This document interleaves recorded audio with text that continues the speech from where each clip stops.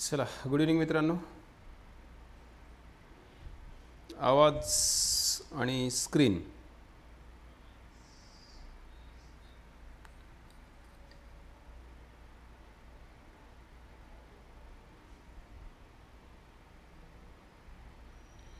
Yes, good evening. Clear everything. चला मग 1-2 मिनटं सुरू करूयात.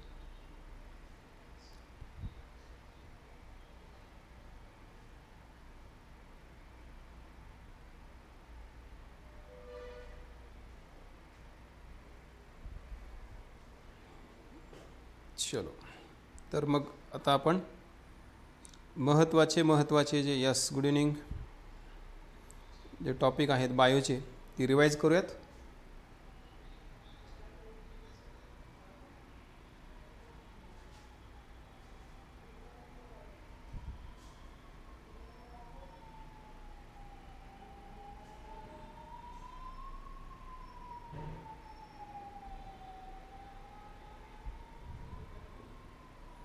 चलो yes, so let us start. तर मग पहिला टॉपिक जो आहे आता जो मी रिवाईज करणार आहे, आपल्याला कंबाईनला प्रश्न येऊ शकतो त्या दृष्टिकोनातून, तो म्हणजे ट्रान्सपोर्टेशन इन प्लांट्स. वनस्पतींमधलं जे वहन आहे ते आपण थोडक्यात रिवाईज करूया. त्यातले महत्त्वाचे मुद्दे मी तुम्हाला सांगतो, ठीक आहे, ज्यावर प्रश्न येऊ शकतो. वनस्पतींमधलं ट्रान्सपोर्टेशन म्हणजे काय, तुम्हाला जसं इकडे इमेजमध्ये दिसतं आहे या की ह्या रूट्सपासून म्हणजे ह्या मुळांपासून तर वरच्या टोकांपर्यंत इथे होणाऱ्या वेगवेगळ्या प्रकारच्या वेगवेगळ्या प्रकारचे पदार्थ म्हणजे एकतर अन्न आणि दुसरं पाणी, दोनच पदार्थांचं वहन होत असतं. लक्षात ठेवा, पाणी वरच्या दिशेने वाहून जातं आणि अन्न जे आहे ते दोन्ही दिशेने वाहून जातं. ठीक आहे, तर हे ट्रान्सपोर्टेशन. आता प्रश्न काय येऊ शकतो, आपण आता खूप खोलात नाही बघणार कारण रिव्हिजन घ्यायची आपल्याला. ठीक आहे, फक्त प्रश्न काय येऊ शकतो तर प्लांट्समधल्या ट्रान्सपोर्टेशनच्या आपल्याला विचारल्या जाऊ शकतात स्टेप्स. सो प्लांट्समधलं ट्रान्सपोर्टेशन जे आहे, वनस्पतींमधलं जे परिवहन आहे किंवा वहन जे आहे ते 3 पायऱ्यांमध्ये होतं. मग 3 पायऱ्या कुठल्या, तर पहिली जी पायरी आहे तिला म्हटलं जातं ॲब्झॉर्प्शन. ॲब्झॉर्प्शन म्हणजे तिला अवशोषण असं म्हटलं जातं पहिल्या पायरीला. ठीक आहे, त्यानंतर दुसरी जी पायरी आहे तिला म्हटलं जातं ट्रान्सलोकेशन. ट्रान्सलोकेशन म्हणजे स्थानांतरण म्हणायचं तिला. आणि तिसरी जी पायरी आहे तिला म्हटलं जातं ट्रान्सपिरेशन. ट्रान्सपिरेशन म्हणजे तिला बाष्पोत्सर्जन किंवा जलोत्सर्जन असं म्हटलं जातं. बाष्पोत्सर्जन किंवा जलोत्सर्जन. ठीक आहे, तर हा झाला पहिला प्रश्न आपण कव्हर केला की पायऱ्या काय आहेत, 3 पायऱ्या आहेत. दुसऱ्या प्रश्नाकडे जाऊयात आपण. आणखी एक महत्त्वाचा प्रश्न याच्यावर विचारला जाऊ शकतो की ट्रान्सपोर्टेशनमध्ये आता झायलम आणि फ्लोएमचा रोल काय. तो सगळ्यांना माहिती आहे. झायलम जे आहे ते वॉटर कंडक्टिंग टिश्यूज आहेत, पाणी वाहून नेणारे होते. फ्लोएम जे आहे ते फूड कंडक्टिंग टिश्यूज आहेत.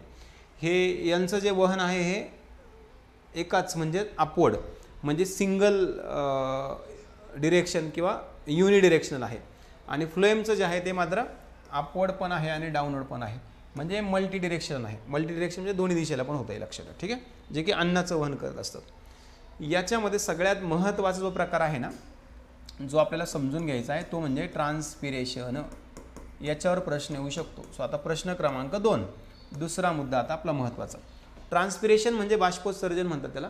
वनस्पती काय करतात, त्यांच्यामध्ये जेवढं काही पाणी इकडे ॲब्झॉर्ब केलं आहे मुळांनी, जे वरती गेलं आहे आता पानांमध्ये, जे फोटोसिंथेसिसमध्ये वापरलं गेलं आहे ते पाणी, फोटोसिंथेसिसमध्ये वापरलं गेलेलं पाणी जे आहे आणि त्या व्यतिरिक्त जे एक्सेस पाणी आहे म्हणजे यूज झालेलं पण पाणी आणि जास्तीचं पण पाणी, हे सगळं जास्तीचं पाणी वाफेच्या स्वरूपात बाहेर टाकले जाण्याची process, loss of water in the form of vapour is called transpiration. त्याला आपण बाष्पोत्सर्जन असं म्हणतो, पाणी वाफेच्या स्वरूपात बाहेर जाणं. ठीक आहे, मग ते एक मुद्दा लक्षात ठेवा, डेफिनेशन लक्षात ठेवा. Transpiration means loss of water in the form of vapour, पाण्याचं वाफेच्या स्वरूपात होणारं उत्सर्जन. ठीक आहे, दुसरा महत्त्वाचा मुद्दा, हे जे आता पाणी आहे रूट्सने ॲब्झॉर्ब केलेलं, हे पाणी रूट्समधून इकडे वरती खोडाच्या वरच्या भागापर्यंत, झाडाच्या वरच्या टोकापर्यंत जाऊ शकतं. तर ह्या पाण्याला वरती जाण्यासाठी फोर्स काय असतो, तर ह्या पाण्याला वरती जाण्यासाठी फोर्स पण हाच असतो. Transpiration is the active force for absorption. लक्षात ठेवा, म्हणजे मुळं जे आहे ते पाणी शोषून तेव्हाच घेऊ शकतात जेव्हा ट्रान्सपिरेशन होईल. म्हणजे वॉटर लॉस झाला की आपोआप खालून पाणी यायला लागेल, वरती पाणी निघून जायला लागलं की खालून आपोआप यायला लागेल, म्हणजे तो फोर्स आहे. लक्षात ठेवा. बरं, ट्रान्सपिरेशनमुळे वॉटर ॲब्झॉर्ब होतं, पण वरती कसं काय जातं मग? म्हणजे ॲब्झॉर्ब झालं तर ठीक आहे, पण वरती जाण्यासाठी फोर्स काय? तर वरती जाण्याच्या प्रोसेसला म्हटलं तर कॅपिलरी ॲक्शन, हे लक्षात ठेवा. वनस्पतींच्या वरच्या भागांकडे पाणी जे पोहोचण्याची क्रिया असते त्याला कॅपिलरी ॲक्शन, केशिकत्व क्रिया असं म्हटलं तर ते एक नाव लक्षात ठेवा. बरं, दुसरा एक महत्त्वाचा मुद्दा, हे जे ट्रान्सपिरेशन आहे याच्यामध्ये पाण्याचं जे वहन होतं त्याच्याशी संबंधित काही थिअरीज आहेत महत्त्वाच्या, काही सिद्धांत आहेत, ते पण आपल्याला समजून घ्यायचे आहेत. कुठले सिद्धांत? तर एकाला म्हटलं तर ॲडेजन आणि कोएजन थिअरी, ॲडेजन थिअरी आणि कोएजन थिअरी असं म्हटलं त्याला. आणि एक आणखी नाव आहे या थिअरीला, ते म्हणजे याला ट्रान्सपिरेशन पूल थिअरी पण म्हटलं जातं. Transpiration pull theory, ascent of sap असं पण म्हटलं जातं. मग हे ascent of sap, transpiration pull theory कुणी मांडली, ॲडेजन कोएजन थिअरी कुणी मांडली, हा प्रश्न आपल्याला आणखी विचारला जाऊ शकतो. मग त्याचं पण उत्तर आपल्याकडे पाहिजे लक्षात. सो ट्रान्सपिरेशन पूल थिअरी किंवा कोहेजन आणि ॲडेजन थिअरी किंवा कोहेजन टेन्शन थिअरी ही मांडली 1894 मध्ये डिक्सॉन आणि जॉली नावाच्या शास्त्रज्ञांनी. नाव लक्षात ठेवा, डिक्सॉन आणि जॉली यांनी ॲडेजन कोएजन किंवा ट्रान्सपिरेशन पूल थिअरी मांडली. त्यांनी हे स्पष्ट केलं की वनस्पतींमध्ये पाणी जे आहे ते वरच्या भागांपर्यंत कशा रीतीने वाहून नेलं जातं. ठीक आहे, त्याला ट्रान्सपिरेशन पूल थिअरी म्हणायचं किंवा कोएजन ॲडेजन थिअरी म्हणायचं. कोएजन ॲडेजन वर जर प्रश्न आलाच समजा तर ते पण आपण समजून घ्या थोडक्यात, त्याचा अर्थ काय होतो नेमका. ॲडेजन म्हणजे काय आणि कोएजन म्हणजे काय? ॲडेजन म्हणजे मित्रांनो, ॲडेजन हा पण फोर्स आहे, कोएजन पण फोर्सच आहे, लक्षात ठेवा. ॲडेजनचा अर्थ असा होतो, हे प्लॅन्टची जी वॉल आहे ना, ही जी वॉल आहे ना, ही वॉल आणि पाण्याचे रेणू यांच्यात असलेला फोर्स म्हणजे ॲडेजन फोर्स असतो, लक्षात ठेवा. आणि हे जे पाण्याचे मॉलिक्युल्स आहेत ना, हे वॉटरचे मॉलिक्युल्स आहेत, पाण्याच्या रेणूमध्ये आपसांमध्ये असणारा फोर्स म्हणजे कोएजन असतो, लक्षात ठेवा. ठीक आहे, वॉटर मॉलिक्युलमध्ये कोएजन, वॉटर आणि जे वॉल आहे, सरफेस जो आहे वॉलचा म्हणजेच स्टेमचा, त्यांच्यामध्ये असणारा फोर्स जो आहे त्याला ॲडेजन म्हटलं तर ॲडेजन. सो ॲडेजन आणि कोएजन दोन्ही पण लक्षात ठेवा, येऊ शकतो प्रश्न आपला. ठीक आहे, चला आणखी एक महत्त्वाचा मुद्दा, त्याच्यावरही प्रश्न येऊ शकतो आपल्याला, ते म्हणजे असेंट ऑफ सॅप हे या थिअरीला म्हटलं जातं. आणि प्लस याला आणखी एक नावे लक्षात ठेवा, प्रश्न पण येऊन गेला आहे, पल्सेशन थिअरी. लक्षात ठेवा, पल्सेशन थिअरी, पल्सेटरी थिअरी पण म्हणतात याला, पल्सेटरी थिअरी. मग पल्सेटरी थिअरी कुणाची असं जर प्रश्न आला तर मग त्यांचं उत्तर आहे जगदीश चंद्र बोस. सर हा सन्मान पण त्यांना मिळाला होता. सर जगदीश चंद्र बोस यांनी पल्सेटरी थिअरी सांगितली. पल्सेटरी थिअरी, ही पल्सेटरी थिअरी त्यांनी प्रूव्ह करण्यासाठी किंवा एक्सप्लेन करण्यासाठी एक प्रयोग पण केला.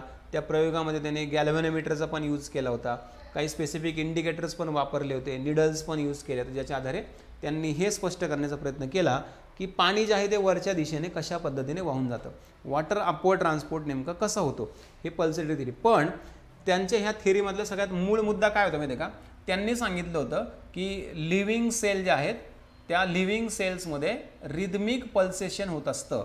म्हणजे पेशी जे आहेत ना, मुळांमधल्या पेशी, यांच्यामध्ये रिदमिक पल्सेशन होत असतं. रिदमिक पल्सेशन म्हणजे आपल्या हार्टमध्ये जे होतं ना, आपल्या हृदयामध्ये जे होतं ना, हृदयामध्ये आपल्या म्हणजे पल्स, आपल्या हृदयाचा पल्स म्हणजे हार्टबीट आपली, आकुंचन आणि प्रसरण, तसं ह्या मुळांमधल्या पेशीमध्ये होत असतं असं त्यांनी सांगितलं. पण ते त्याला सिद्ध करू शकले नाहीत, लक्षात ठेवा. का बरं? कारण आपल्या हार्टमध्ये जे पल्स क्रिएट होतात ना, त्याला आपल्या ब्रेनकडून येते ना ऊर्जा, मेसेज. तसं यांना कुठे ब्रेन आहे? प्लांट्सला थोडी ब्रेन असतो, लक्षात ठेवा. यांना कुठे मेंदू आहे? त्यामुळे यांच्याकडे ती सिस्टीम कोण कंट्रोल करतं हे काही त्यांना स्पष्ट करता आलं नाही. पण आपलं नाव लक्षात ठेवायचं, पल्सेशन थिअरी जी आहे ती जगदीश चंद्र बोस यांनी मांडलेली आहे.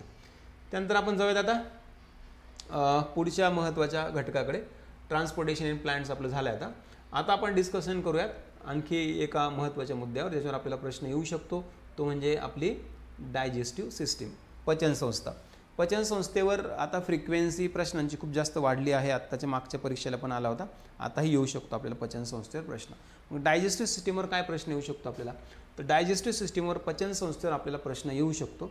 अगदी सिंपल बेसिक लेवलचा जर विचार केला आपण, तर आपल्या ज्या डायजेस्टिव्ह सिस्टीमचे हे जे ऑर्गन्स आहेत ना, हे सगळे, या ऑर्गनचा सिक्वेन्स आपल्याला विचारला जाऊ शकतो, लक्षात ठेवा.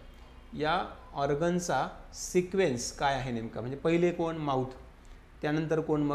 त्यानंतर मग सॅलिव्हरी ग्लँड्स. हे छोटेने विचारणार. माउथ नंतर डायरेक्ट आपल्याला जायचं स्टमककडे. स्टमकलाच पॅरलल लिव्हर पण आहे, लक्षात ठेवा. त्यानंतर पॅनक्रियाज नंतर मग स्मॉल इंटेस्टाईन, लहान आतडे, आणि मग स्मॉल इंटेस्टाईन नंतर लार्ज इंटेस्टाईन. म्हणजे जसं फूड प्रोसेस होतं त्याप्रमाणे जर सिक्वेन्स लावला आपल्याला तर तो सांगता यायला पाहिजे आपल्याला. ठीक आहे, फूड जसं ज्या पद्धतीने प्रोसेस केलं जातं त्याबद्दल मी बोलतोय. ठीक आहे, चलो.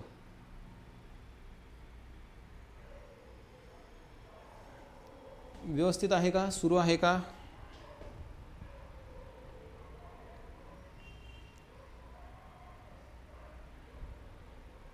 काही प्रॉब्लेम नाही ना?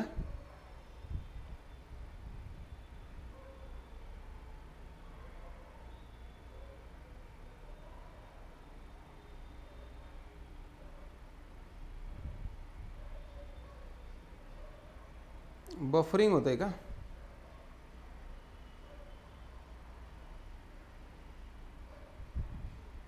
क्लिअर आहे का? ओके, चलो. ओके, हा एक पहिला महत्त्वाचा मुद्दा.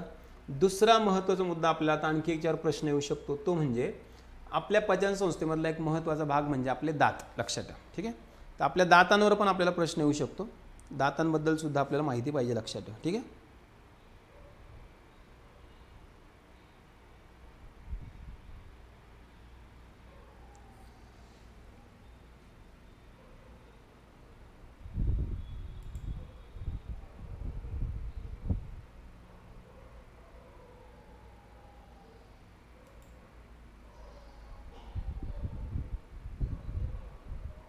क्लिअर आहे का आता?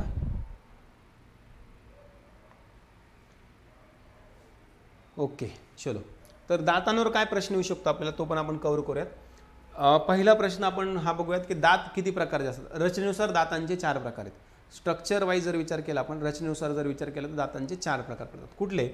तर एक आहे इन्सिसर्स, दुसरे कॅनाइन्स, तिसरे प्रीमोलार्स आणि चौथे मोलार्स. इन्सिसर्स म्हणजे पटाशीचे दात, कॅनाइन म्हणजे सुळे दात, प्रीमोलार्स म्हणजे उपदाढा आणि मोलार्स म्हणजे दाढा. हे 4 प्रकार आहेत. संख्येचा जर विचार केला आपण, संख्येचा, तर आपल्याला प्रायमरी दात असतात, प्राथमिक दुधाचे दात आणि परमनंट दात असतात. प्रायमरी दात असतात 20 आणि परमनंट दात असतात 32. कळलं? 20 आणि 32 टोटल आपल्याला असतात 52 दात. 52 दात. प्रायमरीमध्ये प्रीमोलार्स नसतात, उपदाढा नसतात, एवढं लक्षात ठेवा. आणि परमनंटमध्ये 4ही प्रकारचे असतात, म्हणजे पटाशीचे पण, सुळे पण, उपदाढा पण आणि दाढा पण, 4ही प्रकारचे दात आपल्याला परमनंटमध्ये असतात. लक्षात. ठीक आहे. दुसरा महत्त्वाचा मुद्दा आपल्याला विचारला जाऊ शकतो, तो म्हणजे आपल्या जिभेबद्दल. जीभ जे आहे आपल्याला, आपले एक ज्ञानेंद्रिय आहे, महत्त्वाचं सेन्सरी ऑर्गन आहे, ज्याच्याद्वारे आपल्याला अन्नाची चव समजते. जिभेमध्ये अन्नाची चव ओळखण्यासाठी काय असतं, त्याचा उत्तर तुम्हाला द्यावं लागेल. आपल्या जिभेमध्ये असतात टेस्ट बर्ड्स. टेस्ट बर्ड्सला मराठीमध्ये रुचिकलिका असं म्हटलं जातं. रुचिकलिका लक्षात ठेवा. ठीक आहे. टेस्ट बर्ड्स हजारो असतात, त्यांच्याद्वारे मात्र आपल्याला 4 टेस्ट समजतात. पुढच्या टोकावर गोड, त्याच्या मागे खारट, त्याच्या पाठीमागे आंबट आणि सगळ्यात पाठीमागे बिटर म्हणजे कडू.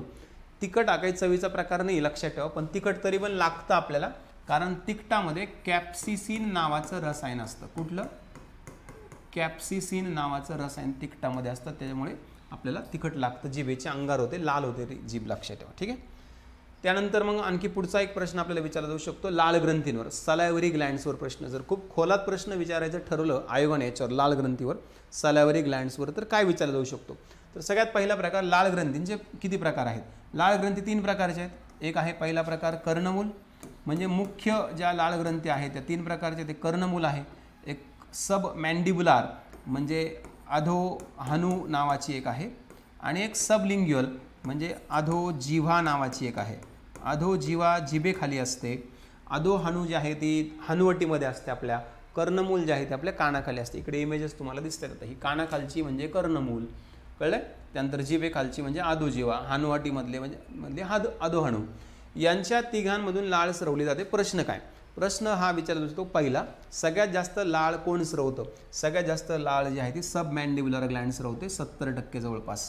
त्यानंतर दुसऱ्या क्रमांकाला येते पॅरोटिड कर्णमूल ग्रंथी, 25% लाळ त्यातून तयार होते. आणि तिसरे येते सबलिंग्युअल अधोजिव्हा, त्यातून फक्त 3 ते 4%.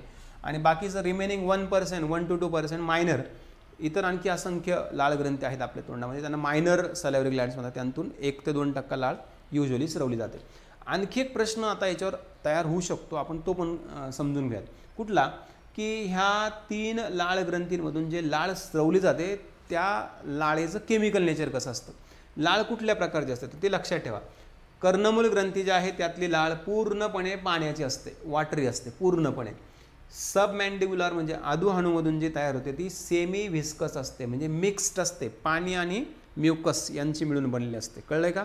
आणि सबलिंग्युअल म्हणजे अधोजिवा, जिभेखाली जी लाळ ग्रंथी असते त्यातली लाळ मात्र पूर्णपणे व्हिस्कस असते. पूर्णपणे व्हिस्कस म्हणजे घट्ट असते, चिकट असते, लक्षात ठेव. मग जर याच्यावर प्रश्न तयार करायचा झाला की लाळ ग्रंथींपैकी आपल्या तोंडामध्ये असणाऱ्या लाळ ग्रंथी कुठली लाळ ग्रंथी सगळ्यात चिकट लाळ स्रवते, तुमचं उत्तर असलं पाहिजे सबलिंग्युअल. कुठली लाळ ग्रंथी फक्त पाण्याच्या स्वरूपात लाळ स्रवते, तुमचं उत्तर असलं पाहिजे सब मॅन्डिब्युलार, ती फक्त पॅरोटिड जी फक्त पाण्याच्या स्वरूपात. आणि कुठली लाळ ग्रंथी अशी आहे जी मिक्स प्रकारची लाळ स्रवते, त्याचं उत्तर आहे सब मॅन्डिब्युलार. सब मॅन्डिब्युलारमधून मिक्स प्रकारची लाळ स्रवते. ठीक आहे, हा तिन्ही मुद्दे लक्षात ठेवा. त्यानंतर आणखी एक प्रश्न आपल्याला याच्यावर विचारला जाऊ शकतो, तो म्हणजे लाळेमध्ये नेमके काय काय घटक असतात आणि त्यांचा रोल काय असतो नेमका. ठीक आहे, लाळ कशाची बनलेली असते आणि त्यांचा रोल आपल्या शरीरासाठी, आपल्या आरोग्यासाठी नेमका काय असतो. तर लाळेमध्ये असतं म्युकस, जे लुब्रिकंट म्हणून काम करतं. म्युकस चिकट स्राव असतो जो आपल्या तोंडाच्या त्वचेचं, आतल्या त्वचेचं रक्षण करतो, अन्नापासून त्याला काही इजा होऊ देत नाही. दुसरं त्यामध्ये अमायलेज आणि लायपेज असतात. अमायलेज आणि लायपेज नावाचे एन्झाईम्स असतात. अमायलेज स्टार्चला पचवायला आणि लायपेज फॅट्सला पचवायला सुरुवात करतं तोंडामध्ये.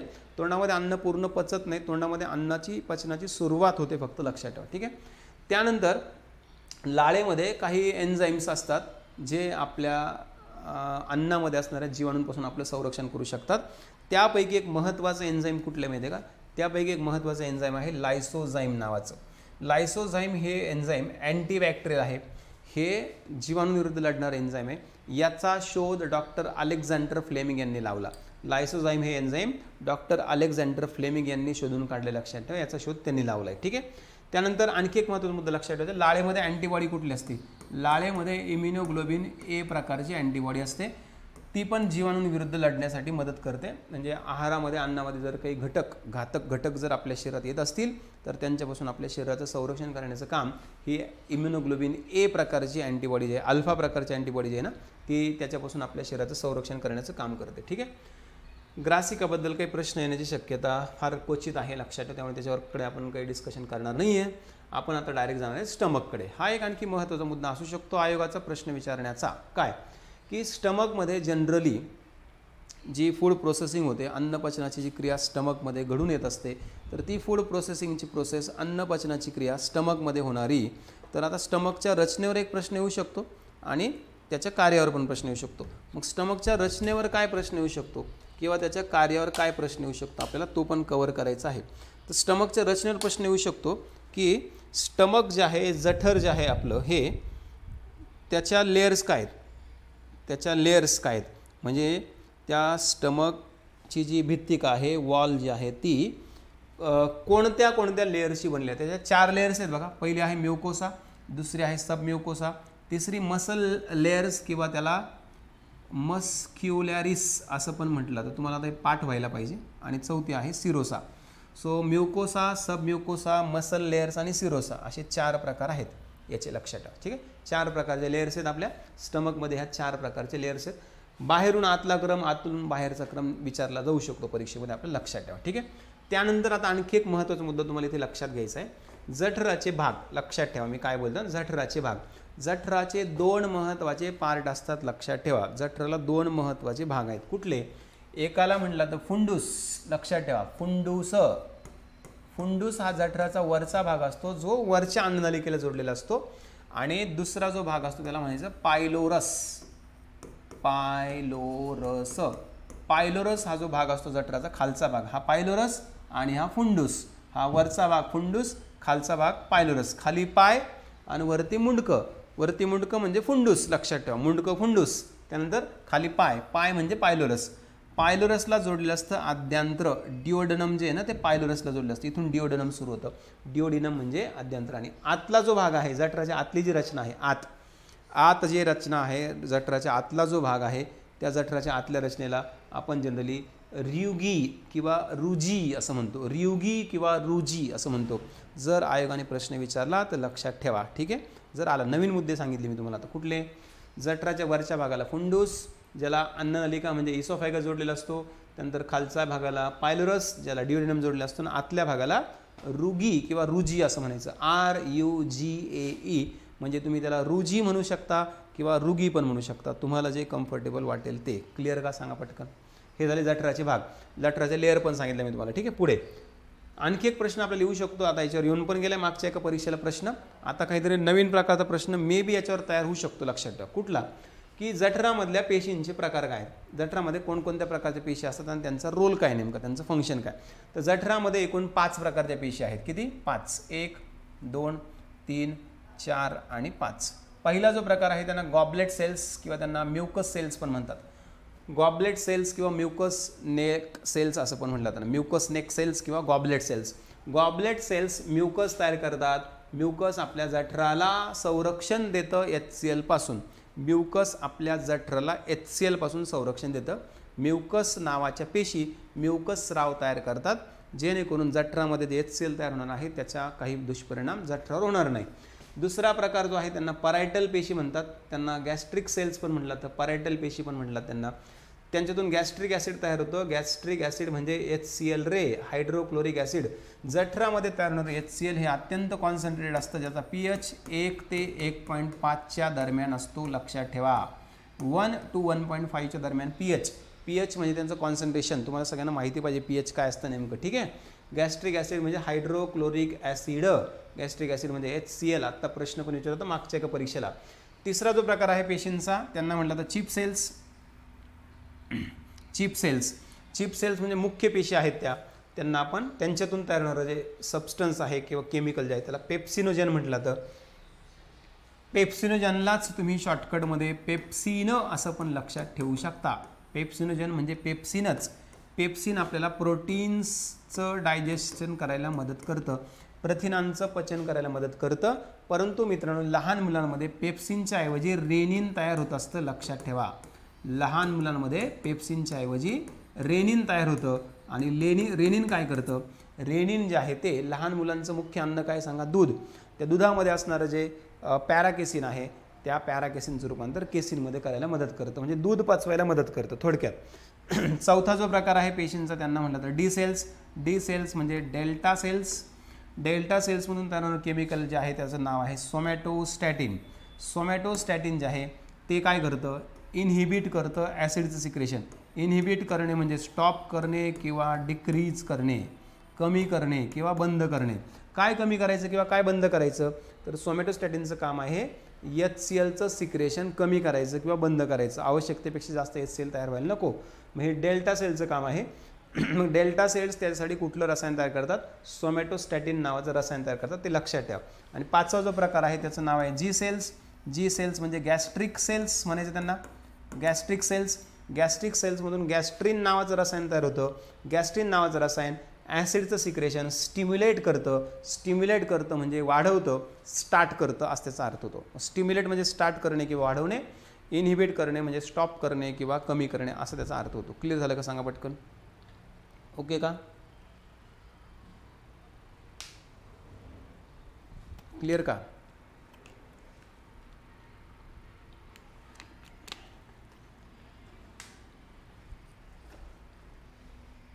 पुढे यानंतर मग आणखी एक महत्त्वाचा पार्ट आहे आपल्या डायजेस्टिव्ह सिस्टम म्हणजे लिव्हर पाठीमागे पण 1-2 प्रश्न येऊन गेला. आता नवीन प्रश्न काय येऊ शकतो आपण त्याच्यावर थोडंसं संशोधन करूया, ठीक आहे. आपल्या लिव्हरमध्ये 2 महत्त्वाचे भाग आहेत. म्हणजे यकृत जे आहे, लिव्हर जे आहे ते 2 पार्ट्स मिळून बनले मेनली. हा एक पार्ट त्याचा, हा याला लेफ्ट ग्लोब म्हणायचं, डावी पिशवी. आणि हा एक पार्ट त्याचा दुसरा, याला राईट ग्लोब म्हणायचं, राईट ग्लोब.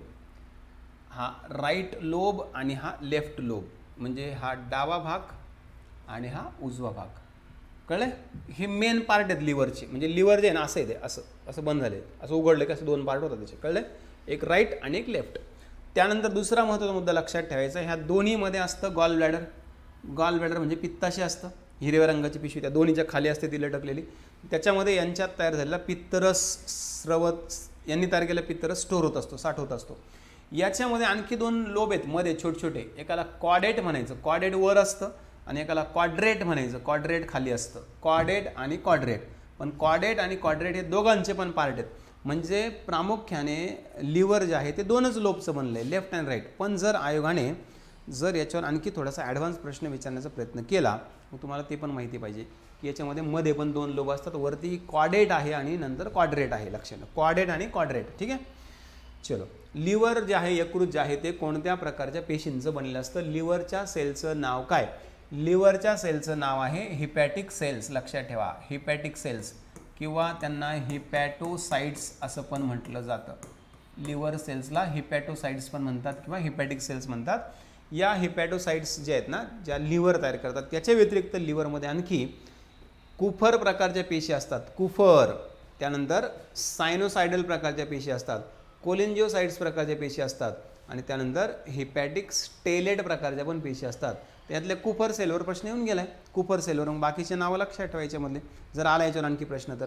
कुफर सेल व्यतिरिक्त ह्या आहेत सायनोसायडल, लिव्हर सायनोसायडल, या आहेत कोलिंजिओसाइट्स, यांना कोलिंजिओसाइट्स म्हटलं जातं आणि यांना म्हटलं जातं हिपॅटिक स्टेलेट सेल्स. स्टेलेट, कोलिंजिओसाइट, सायनोसायडल असे नावं लक्षात ठेवा. कुफर व्यतिरिक्त, कुफर येऊन गेला प्रश्न. ठीक आहे, हे लिव्हरचं काम आहे, लक्षात ठेवा. हे लिव्हरचं फंक्शन आहे. मग लिव्हर काय काय करतं? लिव्हर ग्लायकोजेनेसिस करतं, लिव्हर ग्लायकोजेनोलायसिस करतं, लिव्हर ग्लुकोनिओजेनेसिस पण करतं, लिव्हर किटोजेनेसिस पण करतं. आपण ह्या चौघांचे पण अर्थ आपल्याला माहीत पाहिजे, लक्षात ठेवा.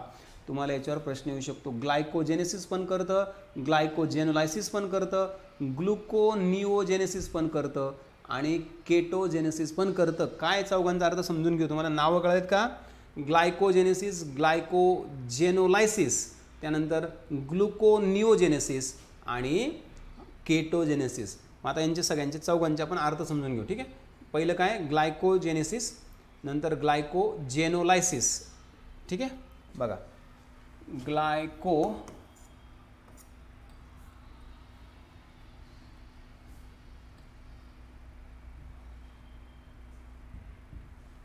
पहिला आहे ग्लायकोजेनेसिस, पहिला. दुसरा आहे ग्लायकोजिनोलायसिस. ठीक आहे, हे दुसरं. तिसरं आहे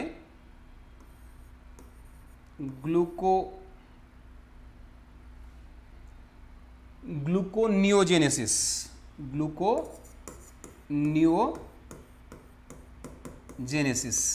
आणि चौथं आहे कीटोजेनेसिस. जर यावर आता प्रश्न आला, ग्लायकोजेनेसिस म्हणजे काय, ग्लायकोजेनोलायसिस म्हणजे काय, ग्लायकोनिओजेनेसिस म्हणजे काय आणि कीटोजेनेसिस म्हणजे काय, मग तुम्हाला याचं उत्तर देता यायला पाहिजे. सगळ्यांना लक्षात ठेवा, सगळ्यांना यायला पाहिजे आता याचं उत्तर, आणि 100% येईल. ग्लायकोजेनेसिस म्हणजे काय माहिती आहे का? ग्लायकोजेनेसिसचा अर्थ होतो, ग्लायकोजेनेसिस म्हणजे जास्तीचा जो ग्लुकोज आहे, एक्सेस जो ग्लुकोज आहे आपल्या रक्तातला, त्या जास्तीच्या ग्लुकोजचं रूपांतर ग्लायकोजनमध्ये करण्याची प्रोसेस म्हणजे ग्लायकोजेनेसिस. क्लिअर? ग्लायकोजिनोलायसिस म्हणजे काय? तर मग जेव्हा शरीराला गरज पडेल तेव्हा ह्या ग्लायकोजनचं रूपांतर पुन्हा ग्लुकोजमध्ये करण्याची प्रोसेस ऊर्जा निर्मितीसाठी.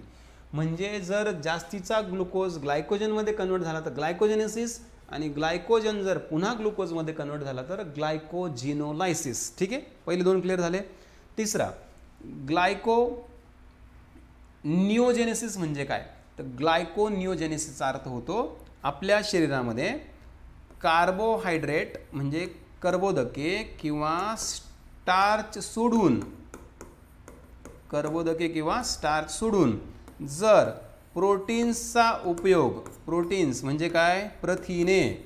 प्रथिनांचा उपयोग जर ऊर्जा तयार करण्यासाठी झाला, म्हणजे प्रथिनांचं रूपांतर जर ग्लुकोजमध्ये होऊन ऊर्जा तयार झाली, प्रथिनांचं रूपांतर ग्लुकोजमध्ये होऊन जर शरीराने ऊर्जा तयार केली तर त्याला ग्लायकोनिओजेनेसिस म्हणायचं. कळलंय का? ग्लायकोनिओजेनेसिस. जेव्हा आपलं शरीर कशापासून ऊर्जा मिळवेल? फक्त प्रोटीनपासून. कळलंय? प्रोटीनपासून. पेन की साईज बढ़ाओ क्या? जेव्हा आपलं शरीर प्रथिनांपासून ऊर्जा मिळवेल तेव्हा त्याला म्हणायचं ग्लायकोनिओजेनेसिस. जेव्हा प्रोटीनपासून ग्लुकोज बनेल तेव्हा. आणि कीटोजेनेसिस म्हणजे काय? पिटोजेनेसिस म्हणजे याचा अर्थ होतो जेव्हा आपलं शरीर फक्त फॅट्सपासून ऊर्जा मिळवेल, फक्त फॅट्सपासून, मेदापासूनच ऊर्जा मिळवेल तेव्हा त्याला कीटोजेनेसिस म्हटलं जातं. लक्षात घ्या, कीटोजेनेसिस. तर हे आहेत 4 महत्त्वाचे प्रकार. ठीक आहे. थर्डमध्ये काय आहे, जेव्हा नॉन स्टार्च किंवा अदर दॅन स्टार्च पिष्टमय पदार्थ सोडून प्रथिनांसारख्या पदार्थांचा उपयोग शरीरामध्ये जर ऊर्जा निर्मितीसाठी होत असेल, म्हणजेच ग्लुकोजमध्ये कन्वर्ट करून ऊर्जा तयार केली जात असेल, तर त्याला ग्लायकोनिओजेनेसिस म्हणायचं. कीटोजेनेसिस म्हणजे जिथे फॅट्सपासून किंवा मग तिथे आपण प्रोटीन्सचा पण संदर्भ देऊ शकतो, म्हणजे कर्बोदके सोडून कुणापासून पण जर ऊर्जा मिळवली तर त्याला जनरली म्हटलं जातं कीटोजेनेसिस. ठीक आहे. मी 4 नाव लक्षात ठेवा. कुणाचे काम येते, हे चौघही फंक्शन कुणाचे आहेत, लिव्हरचे आहेत. लक्षात ठेवा, लिव्हर हे 4ही कामं करतं. ठीक आहे. त्यानंतर आता पित्तरस आहे, याच्यावर 2-3 प्रश्न येऊन गेला आहे. पित्तरसावर बाईल ज्यूस ज्याला आपण म्हणतो, बाईल ज्यूसचा रोल पण आपल्याला माहिती सगळ्यांना, तरी परत एकदा सांगतो. ठीक आहे. चलो ओके. बाईल ज्यूस जे आहे, पित्तरस जे आहे, पित्तरस जनरली आपल्या लिव्हरमध्ये तयार होतो, गॉल ब्लॅडरमध्ये स्टोअर होतो पित्ताशयामध्ये, आणि त्याचं मुख्य काम असतं फॅट्सला पचवायचं, मेदांना पचवायचं, इथिल अल्कोहोलला पचवायचं, आणि प्लस अमोनियाचं रूपांतर जे आहे ते युरियामध्ये करायला मदत करायचं. कळलं का? 3 महत्त्वाचे रोल आहे पित्तरसाचे. मेदांना पचवायचं फॅट्सला, इथिल अल्कोहोल म्हणजे अल्कोहोल दारूला पचवायचं. ठीक आहे. आणि तिसरं म्हणजे विषारी अमोनियाचं रूपांतर युरियामध्ये करायला मदत करायची. ठीक आहे. चलो नेक्स्ट. पुढचा जो महत्त्वाचा पार्ट आहे, आता बाईल्सबद्दल एवढं बस झालं. पॅनक्रियाज. पॅनक्रियाजवर पण प्रश्न येऊ शकतो, मग तो पण क्लिअर करून टाकू आपण. आता त्याच्यावरचा मुद्दा सगळा क्लिअरच एकदम. ठीक आहे. पॅनक्रियाज म्हणजे काय? पॅनक्रियाज म्हणजे स्वादुपिंड. या स्वादुपिंडाचे 2 महत्त्वाचे भाग आहेत, लक्षात ठेवा. स्वादुपिंड जे आहे, पॅनक्रियाज जे आहे, याच्यात 2 महत्त्वाचे पार्ट आहेत. कुठले? तर एक पार्ट जो आहे यातला तो एन्झाईम्स तयार करतो. एन्झाईम्स म्हणजे विकर तयार करणारा एक भाग आहे याच्यामध्ये, विकर एन्झाईम्स. आणि दुसरा जो भाग आहे तो यातला हार्मोन्स तयार करतो. हार्मोन्स म्हणजे संप्रेरके तयार करणारा भाग. हार्मोन्स म्हणजे संप्रेरक तयार करणारा, हार्मोन्स जे आपल्याला पचनासाठी, आपल्याला डायजेशनसाठी उपयोगात येत असतात, हार्मोन्स तयार करणारे. ठीक आहे. एन्झाईम्स जे आहेत, विकर जे आहेत, ह्या पॅनक्रियाजमधून तयार होणारे, हे जनरली 3 प्रकारचे आहेत. 3 टाईपचे एन्झाईम्स किंवा विकर. तसे 4 प्रकारचे आहेत, 4ही लिहूयात आपण. 4 मुख्य प्रकारचे एन्झाईम्स पॅनक्रियाज तयार करतं आणि लहान आतड्यात सोडतं. कुठले कुठले रे? तर पहिलं जे विकर आहे त्याला म्हटलं जातं अमायलेज. दुसरं जे विकर आहे त्याला म्हटलं जातं लायपेज. तिसरं जे विकर आहे त्याला ट्रिप्सिन किंवा ट्रिप्सिनोजन असं म्हटलं जातं. आणि चौथं जे आहे त्याला म्हटलं जातं न्यूक्लिएजेस नावाचं विकर. ठीक आहे. कळलेत का? पॅनक्रियाजमधून, स्वादुपिंडामधून 4 प्रकारचे एन्झाईम्स, 4 प्रकारचे विकर तयार होतात. ठीक आहे. कुठले 4 प्रकारचे विकर? तर 4 प्रकारचे विकरांमध्ये पहिलं आहे अमायलेज, दुसरं आहे लायपेज, तिसरं आहे ट्रिप्सिन, चौथा आहे न्यूक्लिएजेस.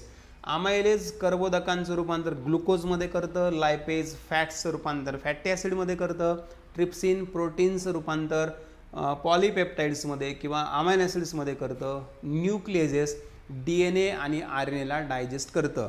याशिवाय आणखी ह्या एन्झाईम्समध्ये, पॅनक्रियाटिक ज्यूसमध्ये सोडियम बायकार्बोनेट पण असतो रे, लक्षात ठेवा. सोडियम बायकार्बोनेट म्हणजे ज्याला कॉमनली बेकिंग सोडा म्हटलं जातं. सोडियम बायकार्बोनेट आपलं फूड, आपलं अन्न अल्कलाईन करायला मदत करतो, म्हणजे आम्लारी बनवायला मदत करतो. लक्षात आलं का? सोडियम बायकार्बोनेट पण असतो त्याच्यामध्ये, जो आपलं अन्न अल्कलाईन बनवतो. लक्षात ठेवा. ठीक आहे. हे जर एन्झाईम्स. हार्मोन्स कोणकोणते आहेत? हार्मोन्स जे आहेत ते 4 प्रकारचे आहेत. 4 प्रकारचे हार्मोन्स आपल्या पॅनक्रियाजमध्ये तयार होतात. कुठले कुठले रे? तर मग सगळ्यात पहिलं आहे आपल्या सगळ्यांना माहीत असलेलं इन्सुलिन. त्यानंतर दुसरं जे आहे त्याला म्हटलं जातं ग्लुकॅगॉन. इन्सुलिन नंतर ग्लुकॅगॉन. त्यानंतर तिसरं जे आहे हार्मोन त्याला म्हटलं जातं सोमॅटोस्टॅटिन, तिसरं हार्मोन. आणि चौथं जे आहे त्याला PP हार्मोन किंवा त्याला VIP हार्मोन असं पण म्हटलं जातं. लक्षात ठेवा. इन्सुलिन, ग्लुकॅगॉन, सोमॅटोस्टॅटिन आणि PP हार्मोन असे पॅनक्रियाजमधून तयार होणारे 4 महत्त्वाचे हार्मोन्स आहेत. लक्षात ठेवा. ठीक आहे. काय करतं ते? इन्सुलिन काय करतं? जास्तीच्या ग्लुकोजला मेटाबोलाइज करण्यासाठी, म्हणजे ग्लुकोजला ग्लायकोजनमध्ये कन्व्हर्ट करायला मदत करतं. ग्लुकॅगॉन काय करतं, ग्लुकॅगॉन त्याच्या उलट काम करतं. सो ग्लायकोजन तयार झालं असेल त्याला पुन्हा ग्लुकोजमध्ये गरजेप्रमाणे, कळलंय. सोमॅटोस्टॅटिन काय करतं, सोमॅटोस्टॅटिन इन्सुलिन आणि ग्लुकॅगॉनच्या निर्मितीला कंट्रोल करतं. म्हणजे इन्सुलिन केव्हा किती तयार करायचं आणि ग्लुकॅगॉन केव्हा किती तयार करायचं हे कोण पाहतं, सोमॅटोस्टॅटिन. आणि पॉलीपेप्टाइड काय करतं, पॉलीपेप्टाइड पॅनक्रियाज आणि आतडे यांच्या दोघांमध्ये समन्वय रेग्युलेशन करण्याचं काम करतं.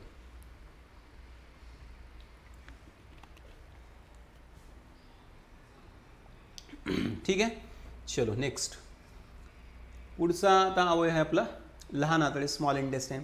स्मॉल इंटेस्टाईनवर काय प्रश्न येऊ शकतो, लहान आतड्यावर काय प्रश्न येऊ शकतो, लहान आतड्यावर प्रश्न येऊ शकतो. लहान आतड्याचे 3 भाग सांगा. कुठले 3 भाग लहान आतड्याचे, लहान आतड्या 3 भागामध्ये पहिला भाग आहे आद्यांत्र, डिओडिनम म्हणतात त्याला, डिओडिनम. पहिला भाग आहे डिओडिनम म्हणजे आद्यांत्र, दुसरा भाग आहे जेजुनम, तिसरा भाग आहे इलियम. आद्यांत्र, मध्यांत्र आणि शेषांत्र. मग याच्या तिघांमध्ये लांबीनुसार जर क्रम लावायला आला, चढता उतरता क्रम, तर तो आपल्याला माहीत पाहिजे. मग लांबीनुसार जर चढता उतरता क्रम आपल्याला लावायला आला तर डिओडिनम आहे फक्त 25 सेंटीमीटर रे, जेजुनम आहे 2.5 मीटर आणि इलियम आहे 3.5 मीटर. सगळ्यात लांब इलियम आहे, नंतर जेजुनम आहे, सगळ्यात छोटं डिओडिनम आहे आद्यांत्र. या डिओडिनममध्ये जठरातलं सगळ्यात पहिल्यांदा अन्न जे आहे ते कुठे येतं माहिती आहे का, डिओडिनममध्ये येतं. मग इथे जठरामध्ये HCl तयार झालं असतं ना, इथे HCl तयार होतं ना, मग हे HCl असलेलं अन्न सगळ्यात पहिल्यांदा डिओडिनममध्ये म्हणजे आद्यांत्रामध्ये येतं. मग डिओडिनम जे आहे, डिओडिनम जे आहे ज्याला आद्यांत्र म्हटलं जातं, ह्या आद्यांत्रामध्ये जठरातलं जे ॲसिडिक फूड आलं ना, त्या ॲसिडिक फूडचा परिणाम डिओडिनमच्या आतल्या वॉल्सवर व्हायला नको, त्याच्या आतले वॉल्स डॅमेज नको व्हायला HCl युक्त अन्नामुळे. मग डिओडिनममध्ये ब्रुनर्स नावाच्या ग्रंथी असतात. कुठल्या, ब्रुनर्स नावाच्या ग्रंथी. प्रश्न आला याच्यावर, ब्रुनर्स ग्रंथी कुठे आढळतात. पण ब्रुनर्स ग्रंथी कुठे आढळतात याचं उत्तर आद्यांत्र नव्हतं, याचं उत्तर आयोगाने असं दिलं होतं की ह्या डिओडिनमच्या सबम्युकोसामध्ये. आता सबम्युकोसा म्हणजे काय नेमकं, सबम्युकोसा आपण शिकलो. स्टमकचे तुम्हाला मी 4 लेअर सांगितले ना, म्युकोसा, सबम्युकोसा, त्यानंतर मस्क्युलरिस आणि सिरोसा. आतून दुसरी लेअर म्हणजे आतून दुसऱ्या लेअरमध्ये जनरली त्या डिओडिनमच्या सबम्युकोसामध्ये ब्रुनस ग्रंथी असतात. ब्रुनस ग्रंथी काय तयार करतात, ब्रुनस ग्रंथी तयार करतात म्युकस, चिकट स्राव तयार करतात, म्युकस स्राव तयार करतात. हा म्युकस स्राव जो आहे तो डिओडिनमच्या म्हणजे आद्यांत्राच्या ह्या सबम्युकोसाला म्हणजे म्युकोसाला प्रोटेक्ट करतो HCl पासून प्रोटेक्ट करायचं. आणि प्लस हा म्युकोस जो आहे, स्राव जो आहे, हा अल्कलाईन पण आहे म्हणजे त्या ॲसिडिक फूडला आम्लरी पण बनवायला मदत करतो. जर आलाच हा प्रश्न आता आयोगाने जर विचारलाच तर पुणे समजा, म्हणजे ब्रुनर्स ग्लँड्स कुठे आढळतात हे आयोगाने एकदा विचारून झालंय, पण मग त्याचा रोल काय आहे ते पण आपल्याला विचारलं जाऊ शकतं परीक्षेमध्ये. ठीक आहे, चलो आया क्या समझ में, कल गया क्या यहाँ तक समझ में आ गया क्या.